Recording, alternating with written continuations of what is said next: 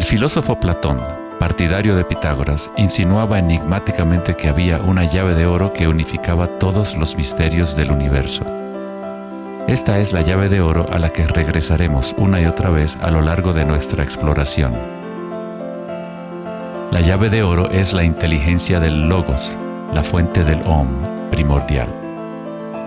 Se podría decir que es la mente de Dios. Con nuestros limitados sentidos, estamos observando solo la manifestación externa de la mecánica oculta de la autosemejanza. La fuente de esta simetría divina es el misterio más grande de nuestra existencia. Muchos de los pensadores monumentales de la historia, como Pitágoras, Kepler, Leonardo da Vinci, Tesla y Einstein, han llegado al umbral del misterio. Einstein dijo: "Lo más bello que podemos experimentar es lo misterioso. Es la fuente de cualquier arte y ciencia verdadera". Aquel que no conoce esta emoción, que no hace pausa para maravillarse y quedarse absorto en admiración, es como si estuviera muerto. Sus ojos están cerrados. Estamos en la posición de un niño pequeño entrando a una gran biblioteca llena de libros en muchos idiomas diferentes. El niño sabe que alguien debe haber escrito esos libros.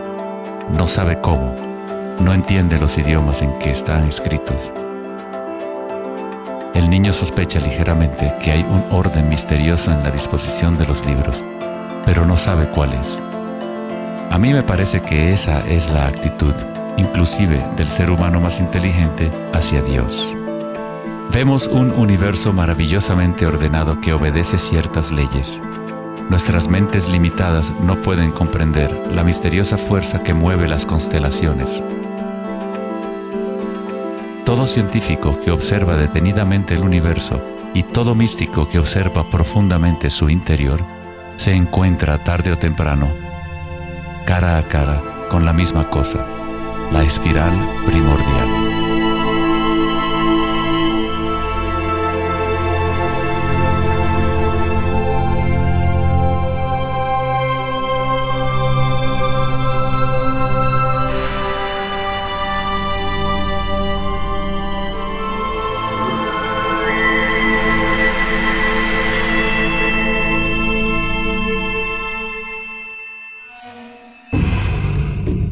Mil años antes de la creación del antiguo observatorio de Stonehenge, la espiral era un símbolo predominante en la Tierra.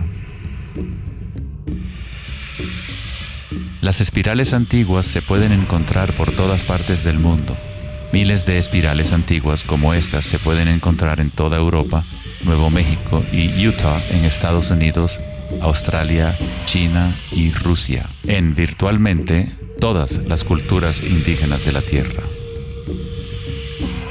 Las espirales antiguas simbolizan el crecimiento, la expansión y la energía cósmica encarnada en el Sol y en el cielo. La forma espiral refleja el macrocosmos del universo mismo revelándose. En las tradiciones indígenas, la espiral es la fuente energética, la madre primordial. Las espirales neolíticas de Newgrange, Irlanda, se remontan a 5000 años.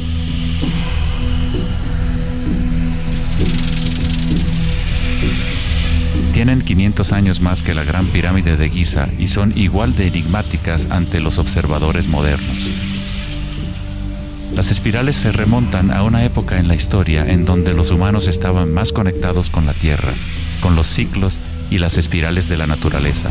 Una época en que los seres humanos se identificaban menos con los pensamientos. La espiral es lo que percibimos como la fuerza de torsión en el universo. El prana, o fuerza creativa, hace girar a Akasha en una secuencia de formas sólidas. Se encuentra en todos los niveles entre el macrocosmos y el microcosmos, desde las galaxias espirales hasta los sistemas meteorológicos, el agua en tu bañera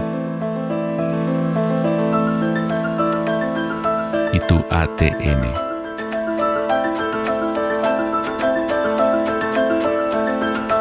En la experiencia directa de tu propia energía, la espiral primordial no es una idea, sino más bien lo que hace posible toda condición e idea.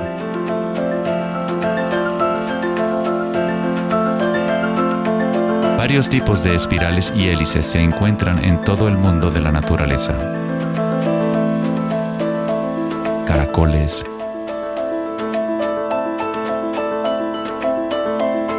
corales marinos,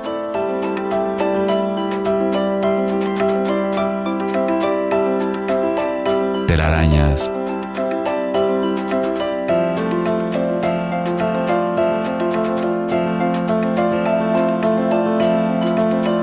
fósiles.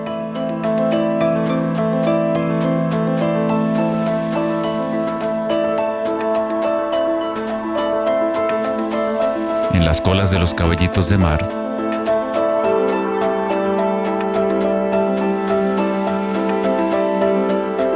y en las conchas. Muchas espirales en la naturaleza se pueden observar como espirales logarítmicas o espirales en crecimiento.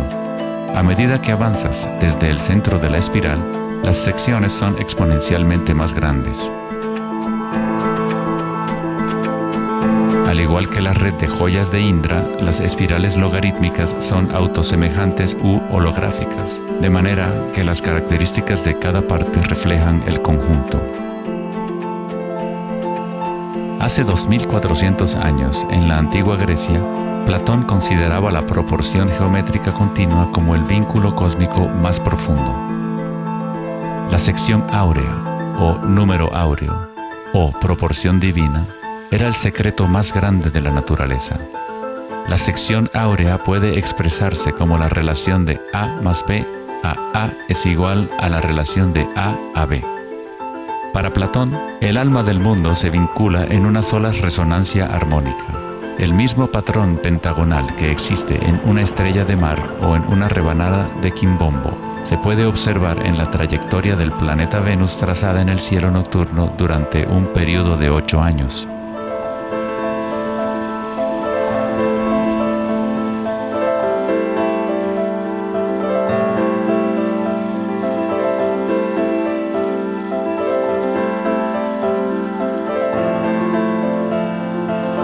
Se observa en el mundo inteligible de las formas en el cielo y en el mundo visible de los objetos materiales en la tierra, a través de este principio de la autosemejanza geométrica.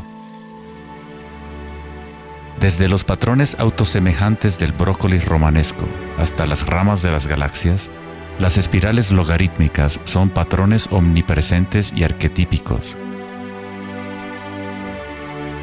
Nuestra galaxia de la Vía Láctea tiene varias ramas espirales logarítmicas con una pendiente de unos 12 grados. Cuanto mayor la pendiente de la espiral, más compactos son los giros. Al observar una planta que crece a intervalos de tiempo en un video, uno es testigo de su danza con la espiral de la vida.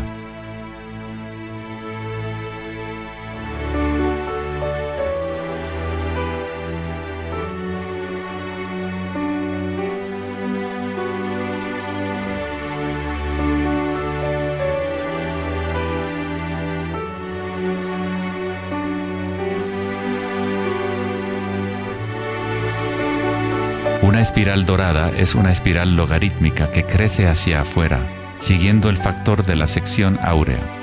La sección áurea es una relación matemática especial que aparece una y otra vez en la naturaleza. El patrón que se observa a continuación se denomina la serie de Fibonacci o la secuencia de Fibonacci.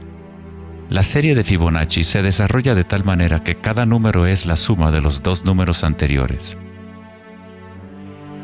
El matemático y astrónomo alemán Kepler descubrió que patrones autosemejantes de espirales son observables de la manera en la cual las hojas están dispuestas en los tallos de las plantas, o en el orden de los pétalos y los capullos de las flores. Leonardo da Vinci observó que el espacio en las hojas tenía a menudo forma de patrones espirales. Estos patrones se llaman filotaxis o patrones de disposición de las hojas.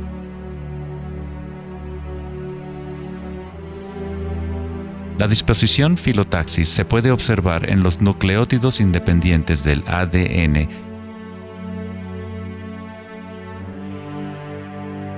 y en todo, desde los árboles genealógicos de conejos reproductores hasta en las piñas del pino, de los cactus a los copos de nieve, y en organismos simples como las diatomeas. Las diatomeas son uno de los tipos más comunes de fitoplancton, organismos unicelulares que sirven de alimento a numerosas especies en la cadena alimenticia.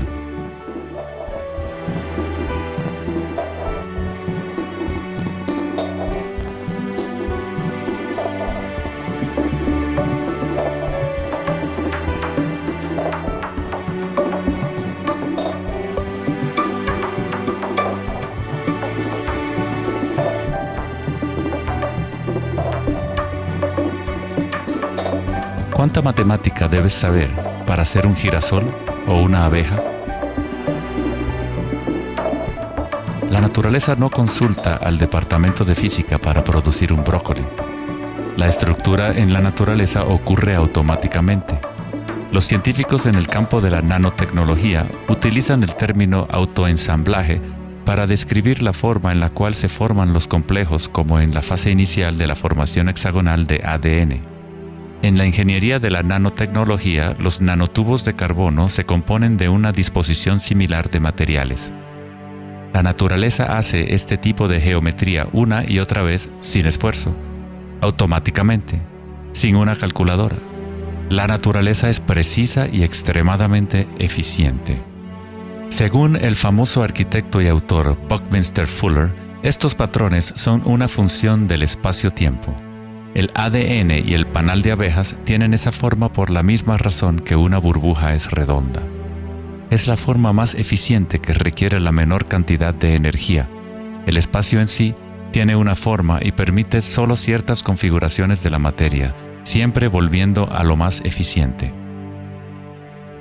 Estos patrones son la forma más fuerte y eficiente de construir estructuras arquitectónicas como las cúpulas geodésicas.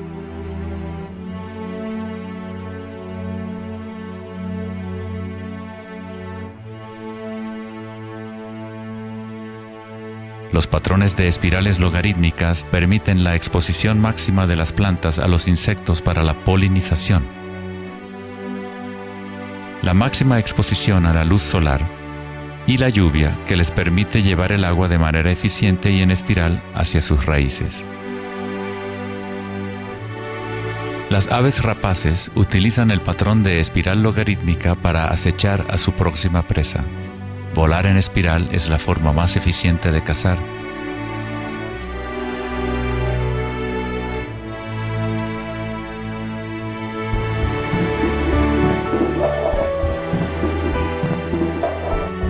Nuestra capacidad de observar el akasha danzando la espiral de la vida hacia una forma material se relaciona con la habilidad de percibir la belleza y la simetría en la naturaleza. El poeta William Blake dijo: "El universo vegetativo se abre como una flor desde el centro de la tierra en donde mora la eternidad.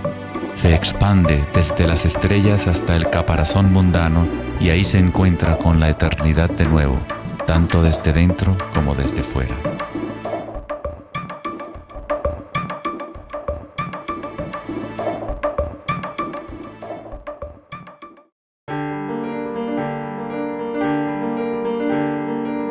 El estudio de los patrones en la naturaleza no es algo familiar en el mundo occidental, pero en la antigua China, esta ciencia es conocida como Li. El Li refleja el orden dinámico y el patrón en la naturaleza. Pero no es considerado algo estático, congelado o inmutable como un mosaico. Es un patrón dinámico que se materializa en todos los seres vivos.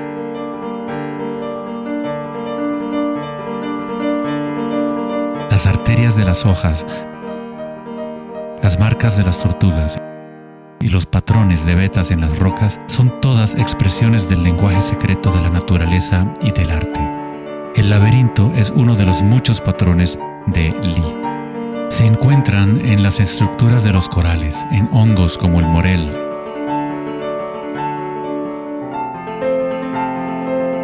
caracoles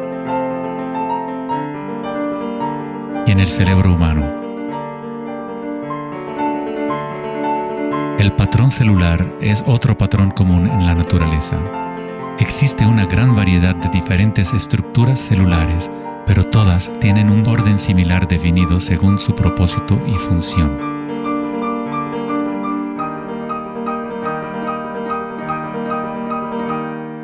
Es fácil quedarse fascinado ante el juego constante de formas, pero lo más interesante es que ciertas formas arquetípicas parecen estar entretejidas en la trama de la naturaleza. El patrón de ramificación es otro patrón Lie, o modelo arquetípico observable en todos los niveles y en todas las escalas fractales.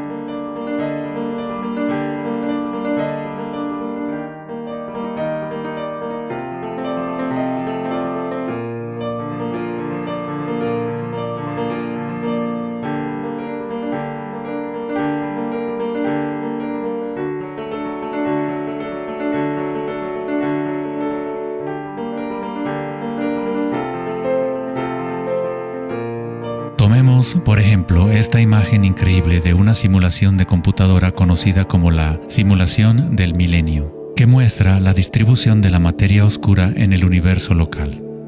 Fue creada por Max Planck Society en Alemania. La materia oscura es lo que antes considerábamos espacio vacío. Es como un sistema nervioso invisible que recorre todo el universo.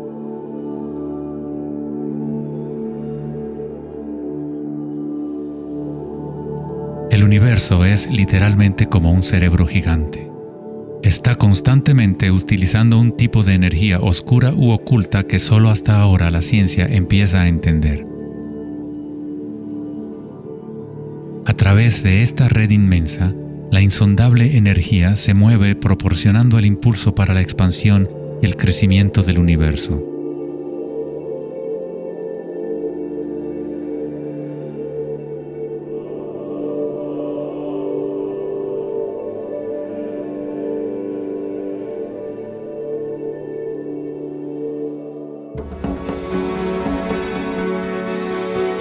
La naturaleza crea patrones de ramificación automáticamente cuando creamos las condiciones adecuadas. La naturaleza es una máquina generadora de arte o un motor creador de belleza. Aquí, la electricidad se utiliza para hacer crecer las ramas de cristal plata. El metraje es en intervalos de tiempo a medida que crecen durante varias horas. Los cristales se forman sobre el cátodo de aluminio cuando los iones se depositan por electrólisis a partir de una solución de nitrato de plata. La formación es autoorganizadora. Estás viendo arte generado por la propia naturaleza. Johann Wolfgang von Goethe dijo: "La belleza es una manifestación de las leyes secretas de la naturaleza, que de otra manera estarían ocultas para nosotros por siempre". En este sentido, todo en la naturaleza está vivo, organizándose a sí mismo. Cuando se usa alto voltaje en la ramificación fractal, esto se vuelve todavía más obvio. Está sucediendo en tiempo real.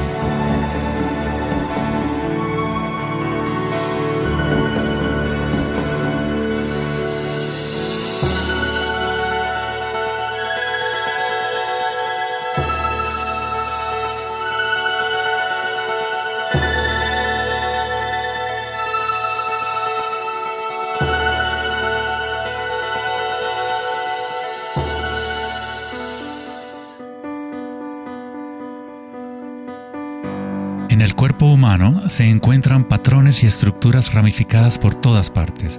Son, por supuesto, el sistema nervioso de la medicina occidental. Pero en la medicina china, ayurvédica y tibetana, los meridianos de energía son un componente esencial para entender cómo funciona el cuerpo. Los nadis o meridianos de energía forman estructuras ramificadas.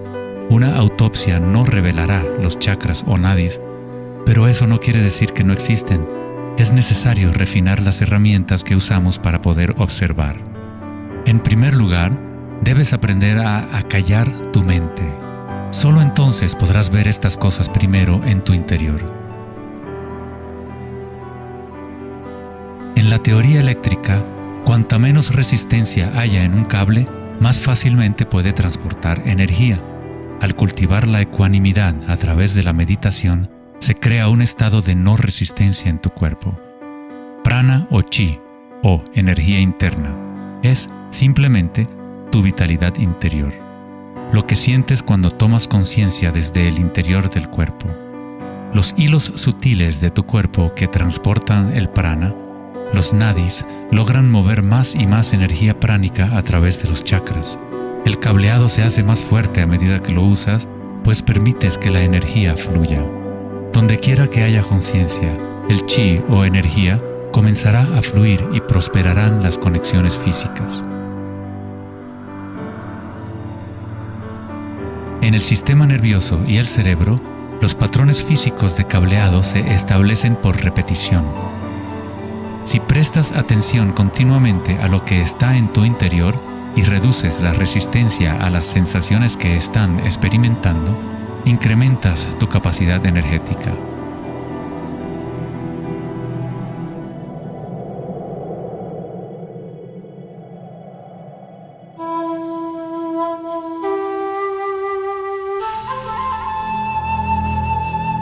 En el taoísmo, el símbolo del yin y el yang representa la interpenetración de las fuerzas en espiral de la naturaleza.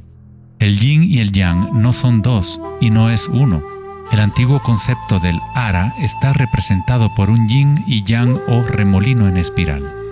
Es el centro de energía localizado en el abdomen, debajo del ombligo. Ara significa literalmente mar u océano de energía. En China, el ara es llamado el Dantien inferior. En muchas formas de artes marciales asiáticas, se dice que el guerrero con ara fuerte es imparable. En la tradición samurái, una forma de suicidio ritual o seppuku era el harakiri. Esto significa traspasar tu propio ara, desconectando el chi o canal de energía. Moverse desde este centro crea el movimiento enraizado y lleno de gracia que se ve no solo en las artes marciales,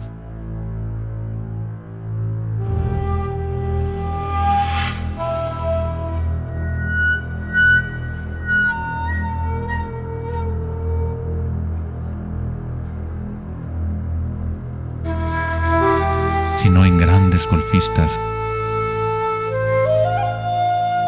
bailarinas de danza del vientre.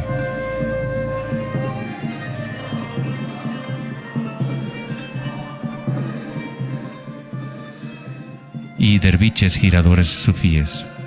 La esencia del ara es la cultura de la conciencia disciplinada, enfocada en un solo punto, la quietud del ojo del huracán.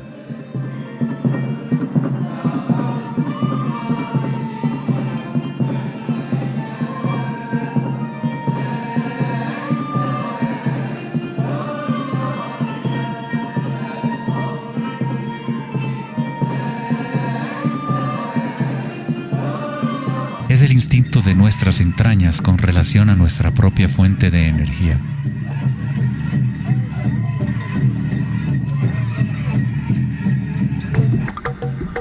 Una persona con buena ara está conectada con la tierra y con la sabiduría intuitiva que conecta a todos los seres.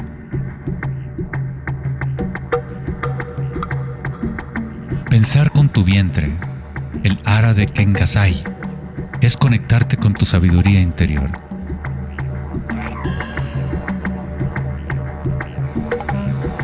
Los antiguos aborígenes australianos se concentraban en la misma zona justo debajo del ombligo, donde el cordón de la gran serpiente arcoíris yacía enroscada.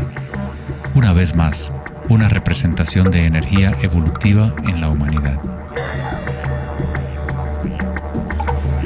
No es casualidad que es en el ara donde comienza la nueva vida.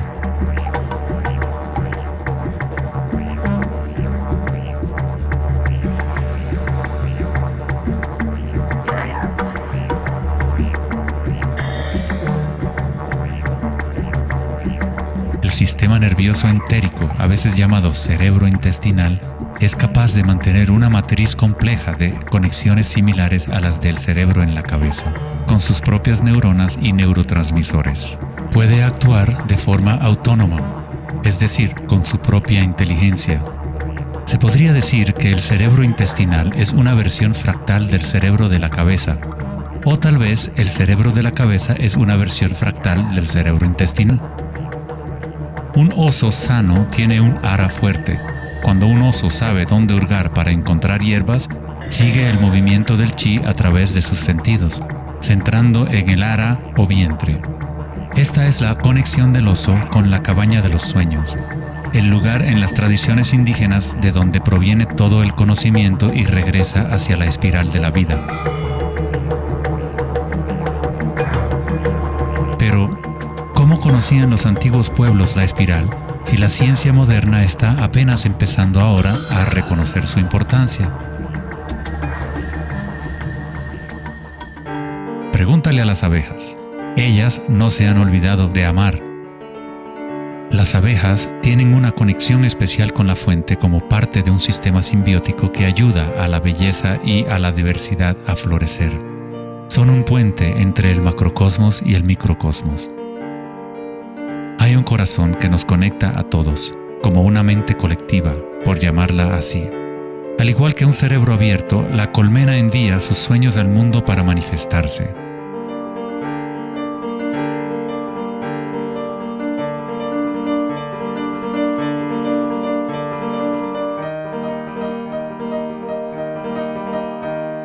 En la naturaleza, muchas criaturas saben cómo actuar en el unísono para moverse con un solo espíritu, en una sola dirección.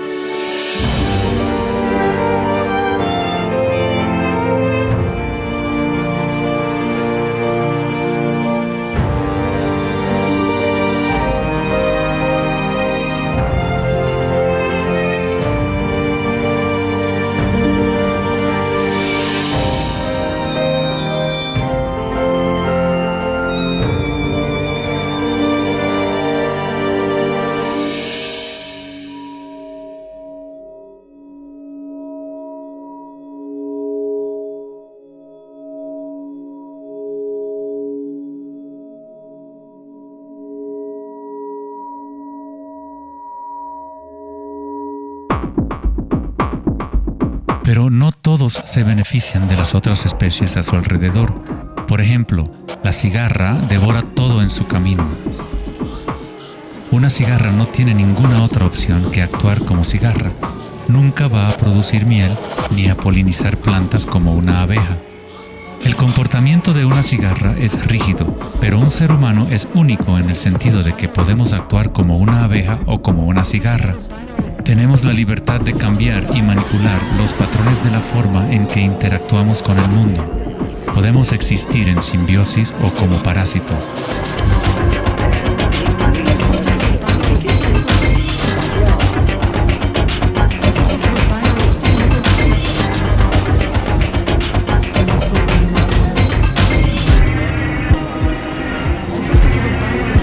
Hoy en día, los seres humanos tratan de entender la espiral con la mente racional, pero nunca ha sido el pensamiento el que nos conecta con la espiral de la vida. Siempre hemos estado conectados.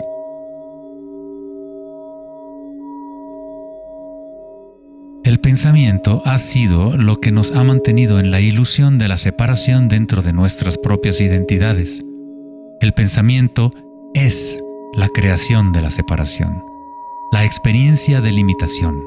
Cuanto más nos alineamos con el pensamiento, más nos alejamos de la fuente. Las culturas antiguas menos orientadas al pensamiento se alineaban con la espiral de una manera más directa y personal de lo que nosotros hacemos hoy en día.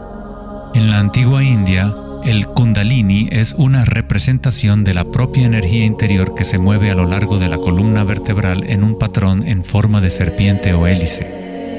En las antiguas tradiciones yogis de la India, los mundos interiores de las personas de la época se comparaban con las culturas que se centraban en el ara. Equilibrar el poder de la espiral con la quietud propia de la observación de tu conciencia es alinearte con tu pleno potencial evolutivo, para florecer como el ser original y multifacético que fuiste concebido.